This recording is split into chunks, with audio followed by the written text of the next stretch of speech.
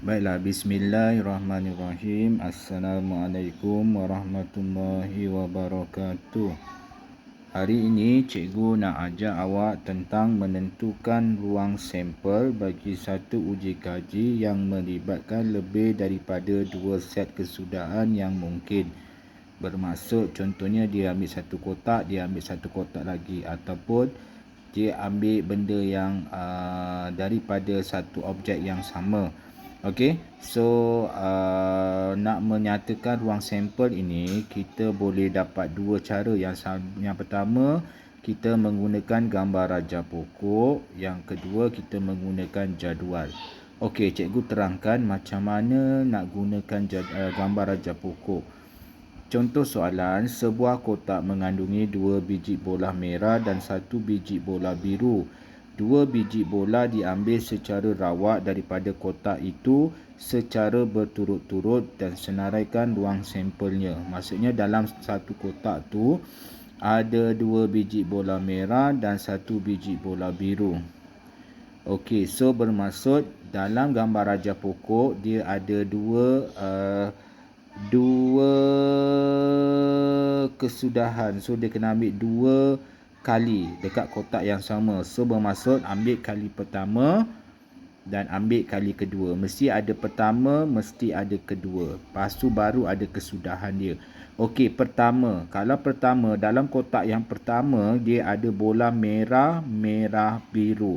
So kalau ada merah, kita namakan merah 1 dan merah 2. So dan biru. Okey, andai kata kita dah ambil bola merah 1, yang tinggal ialah kita boleh ambil merah 1 lagi ke? Tidak, kita boleh ambil merah 2 atau biru. Kalau kita ambil merah 2, apa yang boleh kita ambil selepas itu?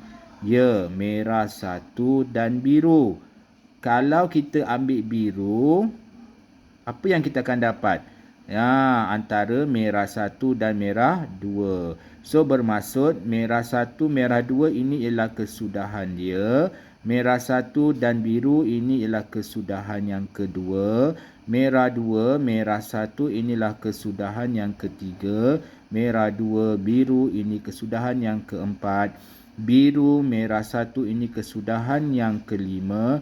Biru, merah 2 ini kesudahan yang keenam.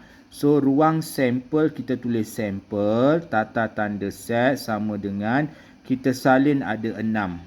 Kesudahan ini salin dan tutup. Itulah caranya. Okey, kalau kita gunakan dalam bentuk jadual, baris yang lajur yang ini kita panggil dia pertama dan baris yang ini kita panggil dia yang kedua. Baiklah, yang pertama tetap M1, M2B.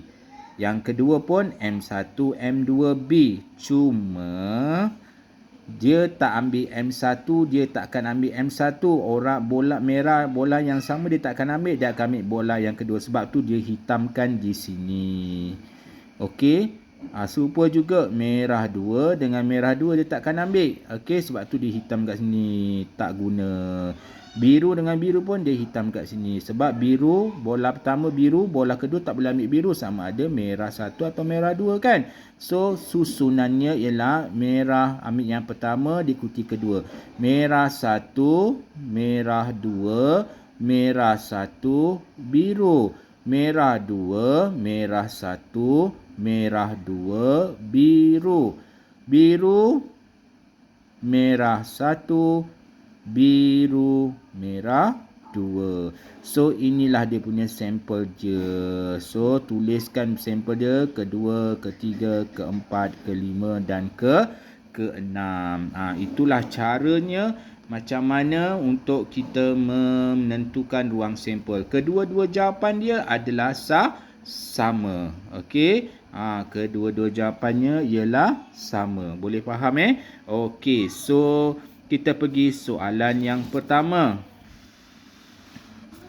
Okey, bila kita lihat yang pertama, menentukan ruang sampel dengan menggunakan gambar raja pokok. So diberi X 1, 2, 3 dan Y 4, 5, 6. Satu nombor masing-masing dipilih secara rawak daripada set X dan set Y.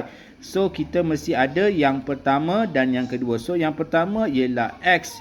Yang kedua ialah Y. Dalam kotak X ada 1, 2, 3. Kalau kita ambil yang pertama X ialah 1, pilihan kita kena ambil Y. Pilihan kita adalah 4, 5, 6. Kalau 2, 4, 5, 6 juga. Kalau kita ambil 3, 4, 5, 6. So, kesudahannya ialah kita salinlah sini. 1, 4 tulis kat sini. 1, 5 tulis dekat sini. 1, 6 tulis dekat sini. Inilah kesudahan dia. Okey, kemudian. Kemudian semua kesudahan ni kita tuliskan ruang sampel dekat sini. Ini task awak yang pertama. Task yang kedua ialah, awak tengok kat sini. Dalam sebuah kotak terdapat 3 keping kad berhuruf A, B dan C. 2 keping kad diambil secara rawak daripada kotak itu secara berturut-turut. So, bermaksud dia ada satu kotak tapi dia tetap ambil pertama dan ambil kedua. Kotak dengan kotak. So, kalau dia ambil A, pilihan kita yang kedua antara B atau C. Kalau kita ambil B, pilihan kita antara A atau C. Kalau kita ambil C, pilihan kita A atau B. So, ini kesudahannya. So, kesudahannya kita tuliskan dan tuliskan dekat kawasan sini. Okey, ini task awak yang kedua. Kita tengok seterusnya.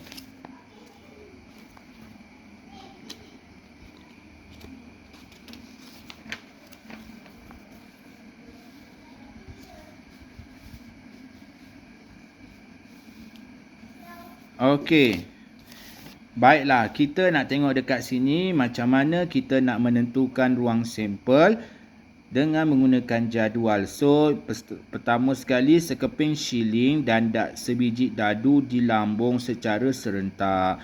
So, shilling yang pertama, yang kedua ialah dadu. Kita tahu yang pertama shilling. Pertama shilling kita akan dapat apa? Ya, kepala dan ekor. Kedua dadu. Apa kita dapat dadu? Nombor 1, 2, 3, 4, 5, 6. So, dekat kotak yang pertama kita nak tulis apa?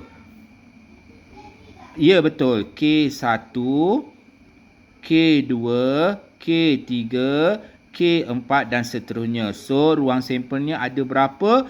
Tulis semua dekat sini. Okey, itu task yang ketiga. Task seterusnya ialah, kalau kita tengok dekat sini, dalam kumpulan terdapat 3 orang lelaki dan seorang perempuan.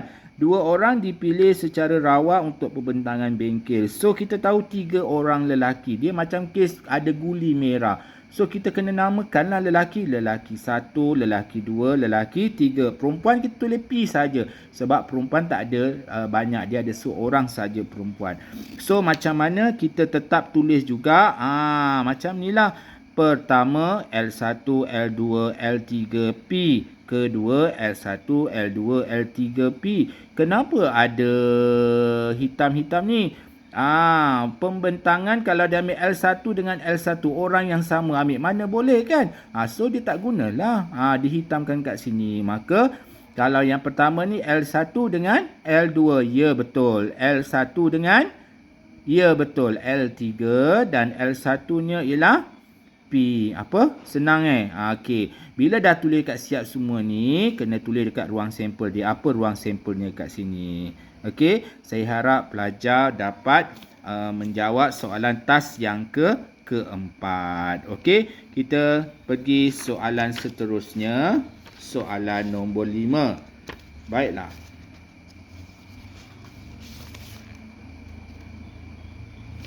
Okey. Kita tengok soalan nombor 5. Soalan nombor 5, dia nyatakan dekat sini. Aktiviti berkumpulan 5 orang murid dalam setiap kumpulan rekodkan keputusan berdasarkan kreativiti masing-masing. Bentang keputusan pada akhir setiap sesi pembelajaran. Ini kita nak belajar tentang kebarangkalian teori. So, teori dia tak perlukan eksperimen. Okey, macam mana kita nak jawab? Senang je. Melambung duit shilling adil sebanyak 20 kali. Okey, dia dah cakap dah. Kita tahu shilling. Shilling ada kepala dan ekor. So, kebarangkalian teori untuk mendapatkan ekor dia kata 10. So, kepala berapa? 10 lah kan. Ada 20, tolaklah 10. So, 10 lah kepala. 10. 10 cikgu tulis per dengan 20 sama dengan 1/2. Itulah kita panggil dia sebagai kebarangkalian teori. Kita dah tahu, dia dah cakap ekor 10 dah tentu kepalanya. Ya, kepalanya 10. Kita tengok soalan yang seterusnya. Tadi kita dah tengok, dia kata beri justifikasi anda sama ada kebarangkalian teori adalah sama dengan kebarangkalian eksperimen. Jawapannya ialah tidak sama. Kenapa? Faktor shilling tidak adil. Shilling tak adil lambungnya dan cara melambung shilling adalah tidak seragam. Ada baling lambung tinggi, ada baling lambung jauh, ada baling lambung rendah. Jadi dia tak sama. Sebab tu dia punya kebarangkalian teori tu adalah tidak sama. Kita tengok contoh yang seterusnya. Okey, kita tengok cuaca pada bulan ini 30 hari. Kita dah tahu ada 30 hari. Okey, apakah kebarangkalian teori bagi cuaca panas? So, cara nak tulis ialah kita ini sukati awak. Kalau awak nak buat nilai awak sendiri terpulang. Pastikan nilai awak yang kedua tu pastikan betul. So, P ni, cikgu tulis P ni. P maksudnya probability. So, P ni maksudnya kebarangkalian. Ini subjek dia. Subjeknya kat sini cuaca. Ya, cuaca panas. So, P cuaca panas 15/30 sama dengan 1/2. Dan soalan seterusnya ialah apakah kebarangkalian teori bagi cuaca hujan? So, P cuaca hujan. Subjeknya cuaca hujan. Kita dah letak cuaca panas 15. So, bakinya 15 lah untuk cuaca hujan. Tekan kalkulator dapat 1/2. Ya, senang. So, soalan yang seterusnya. Beri justifikasi sama ada kebarangkalian teori adalah sama dengan kebarangkalian eksperimen.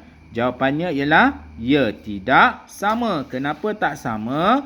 Sebab tidak sama kerana faktor tiupan angin. Itulah maksudnya. Baiklah, kita tengok seterusnya. Mengapa kebarangkalian yang diperoleh ialah kebarangkalian teori?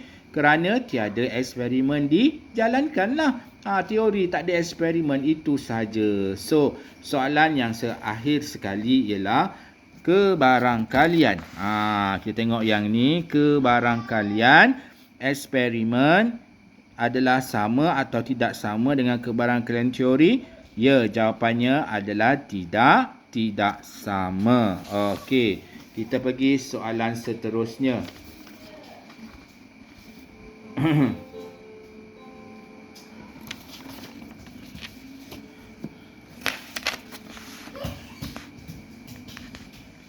Okey, kita tengok soalan yang seterusnya. Soalan yang pertama. Sebiji dadu adil di lambung. Sebiji dadu. Bila kita sebiji dadu di lambung adil, apakah ruang sampel yang kita dapat? So, kita kena tulis S. S sama dengan ruang sampel ni adalah 1 atau 2 atau 3 atau 4 atau 5 atau 6. So, kebarangkalian mendapat dia kata nombor genap. So, kita tulislah subjeknya nombor genap. P nombor genap. Ataupun cikgu tulis P genap. Bila P genap, kita tengok dekat senarai yang kita tulis ni. Apakah nombor genap? 2, 4 dengan 6. So, dapat berapa? Dapat 3/6 sama dengan 1/2. Ya, betul. Soalan yang kedua, nombor... Okey, nombor gandaan 2. Bila nak tahu nombor gandaan 2, kita tahu dia CP2. So, kita tulis P. Objeknya ialah gandaan 2. So, gandaan 2 ialah 2, 4 dan 6. So, ada 3 daripada 6. Tekan kalkulator dapat 1/2. Okey, soalan yang seterusnya ialah satu huruf dipilih secara rawat daripada perkataan sekolahku. So, ruang sampelnya ialah S sama dengan SEK, O, L, E, H, K, U. Soalan dia kata kebarangkalian mendapat huruf K. So, P huruf K. Apa huruf K? Kita tengok daripada sini, senaraikan. Kalau ada 6 lah kita senaraikan. K, K. Kalau kata nampak 2 je lah. So, 2 daripada berapa? Tulis jawapan dia dekat sini. Huruf konsonan. So, huruf konsonan, P consonants. Konsonan ialah selain daripada A, E, I, O, U. So, tengok apakah huruf-hurufnya dan tuliskan jawapannya. Okey, ini tas awak, sila buat. Dan akhir sekali. Okey, kita ada ni. Kita tengok yang ini. Baiklah, satu nombor dipilih secara rawat daripada set 1, 2, 3 dan satu nombor lagi ada daripada set 4, 5, 6. So, kita kena ruang sampel. So, kita ambil 1, kita ambil nombor 4. Atau kita ambil nombor 1, kita ambil nombor 5. Atau kita ambil nombor 1, kita ambil nombor 6. Habis. Lepas tu ambil nombor 2, nombor 4. 2, 5, 2, 6. Dan ini kamu isikan apa jawapannya. Okey, hasil tambah daripada kedua-dua nombor itu adalah nombor genap. So, bermaksud P, ya, hasil tambah nombor genap. So, kat sini, macam contoh, 1 dengan 4 kita pilih. Adakah dia nombor genap? Kita tambahkan 1 tambah 4. Bau 5 kan, bukan nombor genap. So, ini tak boleh pilih lah. 1, 5. Kalau kita tambahkan dapat 6. Ini nombor genap lah. So, kita boleh pilih, tulis dekat sini. Ada berapa yang kita pilih. So, perkan dengan perkan berapa dia punya bilangan kesudahan dia. Okey. Nombor ganjil. So, nombor ganjil, kedua-dua adalah nombor ganjil. Tengok dalam kurungan yang mana nombor ganjil. Contoh 1, 5. Adakah ni nombor ganjil? Yalah.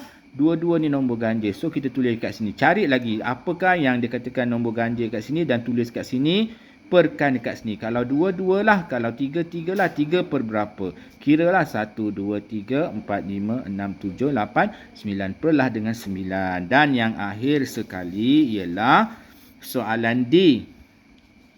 Sekeping duit shilling dan sebiji dadu di lambung serentak. Kita ada duit shilling dan sebiji dadu di lambung. So, kalau shilling ialah kepala dan ekor. Dadu ialah 1 sampai nombor 6. So, K1, K2, K3, K4, K5, K6, I1, I2, I3, I4, I5, I6.